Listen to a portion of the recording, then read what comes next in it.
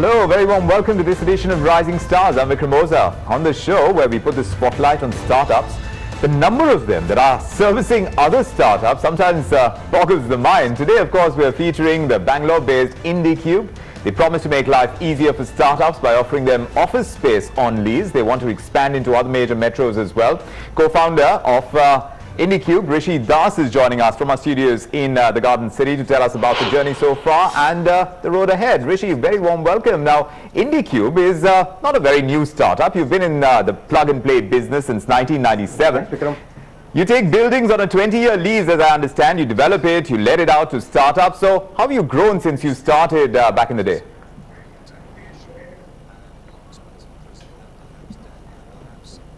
So let me just give you a quick background on how we started. So I passed out from IIT Roorkee in '97 and decided to be an entrepreneur early in my career. So '99, I co-founded another organization called Career Net Consulting. All right, that link with Rishi needs to be re-established. Essentially, this is a startup that is helping other startups, but not a very old one. 1997 is when they set up business. So ever since then, perhaps the lull that we've seen in the real estate market could have helped their cause as well. The business is only growing as we see it, and they're looking at Series B funding as well.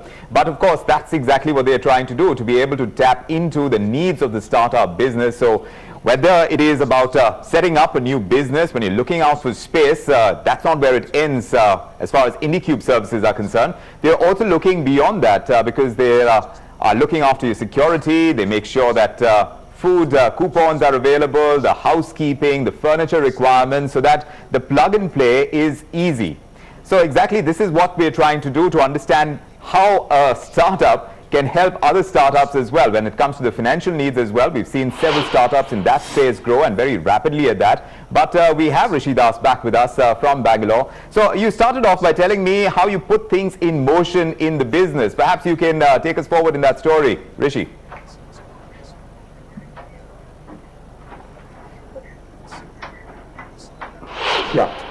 So sorry, Vikram, we lost out. So as I was saying that for any organization, talent draw is a big factor, and with talent draw comes the need to look for good quality workspaces. So what we found was that if you look at the multinationals or the larger organizations, most of them are catered by the larger developers, the tech parks, and grade A spaces. Then we found that the market is completely fragmented or unorganized, and you have individual landlords, and most of the smaller and medium-sized organizations have to fend for themselves. So that's where we found that there is a clear gap. There is a need to establish a brand for the mid-market office spaces, and that's exactly what IndiQube focuses on. And big part of our USP has been helping organizations grow. So we have organizations which started with us with about 10-12 people, and today they are in excess of 200-250 people. So and this we have been able to seamlessly do for them without in most cases having the need to move from the same office premises, or if at best move in the same circle, because if they try to moving out beyond say a couple of kilometer radius, there is a very high likelihood that they may lose people. So that's what we have been doing, and all the features that you talked about, like basically provide more integrated solutions where we're very low on capex and very on-demand kind of solutions. So I'm just wondering whether I was telling our viewers, Rishi, just before you go on any further, because there has been a lull in the real estate market, and for a business that banks heavily on providing real estate that is cost-effective for new startups, perhaps that would have helped your business, hasn't it?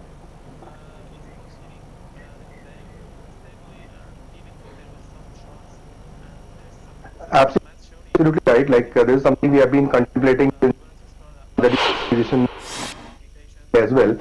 What we are finding that startups are growing, and with more and more digital being the focus, because most of the venture funded startups are focusing on digital. So there we are not seeing that those organizations are slowing down. We see a lot of growth coming in, and in places like Bangalore, say maybe with the exception of one or two micro markets, the property markets are doing extremely well, and most of the places we have shortage of good quality supply. So we definitely see that this will continue to grow, and the startup story and basically the real estate story focused on the small and medium organizations is here to stay. So, Rishi, do tell me, where do you generate the maximum revenues in your business? Is it from the rent that you generate, or the ancillary services you offer? Like I was telling our viewers about the housekeeping and the food coupons, the furniture lease, the transport, the whole ecosystem that you create for your clients.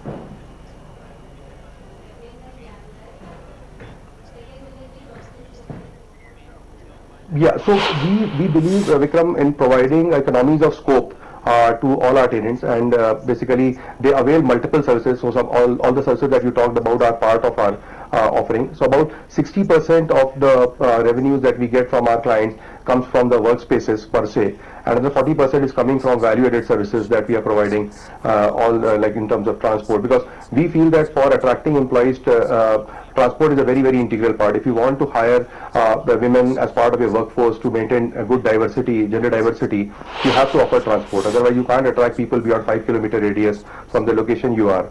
So all these services contribute about 40% of revenue, and we see that this is growing. Basically, the non-real estate revenue is definitely something which is growing very significantly. More and more smaller organizations are very receptive to all these value-added services that we are providing them. I would argue, Rishi, that supporting startups can be rather dicey in these volatile times. How do you go about it? Do you screen them? How does it work?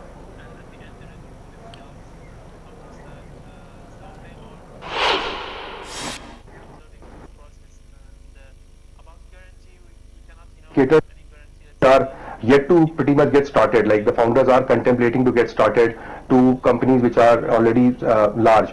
So we definitely evaluate organizations. As I said, that a big part of our focus is growth. So we evaluate organizations which we feel are promising in terms of their business plans, in terms of the promoters, and we feel that their models are likely to grow. So we take bet on such organizations.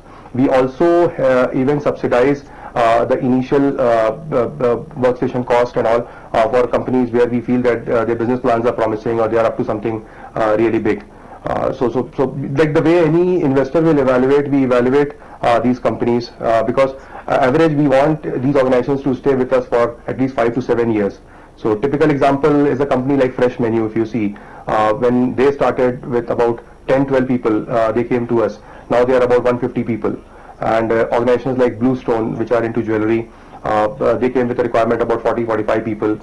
Now they are almost more than 300 people operating out of our workspaces. Yeah. So these are some examples, and there are many more where we have seen that organizations have started very small and grow. So there is a lot of stake for us in their success. No, of course and, there is. Of course there we is. pretty much will do well. But Rishi, when you started in 1997, you started up entirely bootstrapped. But now I know that you're in talks to raise Series B funding, which you hope to close by March next year. So how are you planning to deploy what you're going to, what we hope you're going to be raising through the Series B funding that you've already set out on a mission for?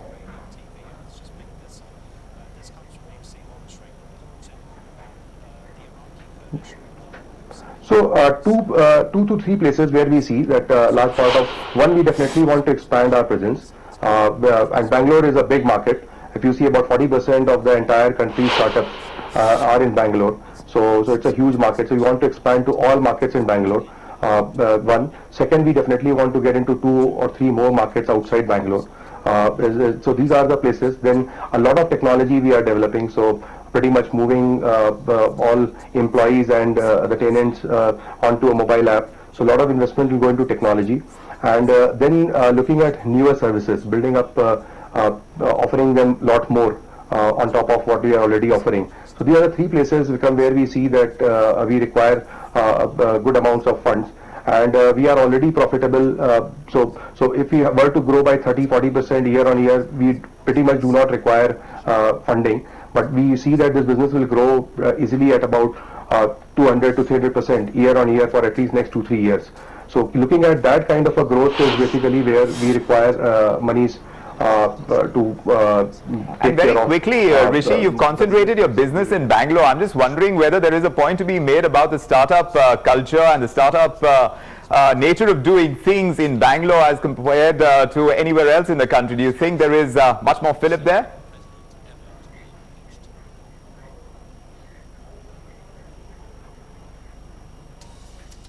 There is, Vikram, but as I said that 40% of startups are in Bangalore. So I will say that all other cities typically definitely are maybe not be even half.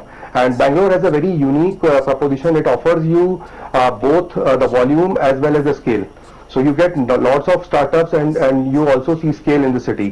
Whereas if you look at a city like Mumbai, Mumbai may give you a lot of companies, but Mumbai is not a scale place from a real estate perspective. Companies typically will tend to move out of Mumbai to either Pune or other locations. And typically same trend we see in Gurgaon kind of places as well. So from that point of view, Bangalore is basically definitely we feel there's a best bet when it comes to businesses like ours here. You've concentrated so much of your business over there, but now you're looking at expanding through the kind of funding that you're aiming for. We wish you great luck for this.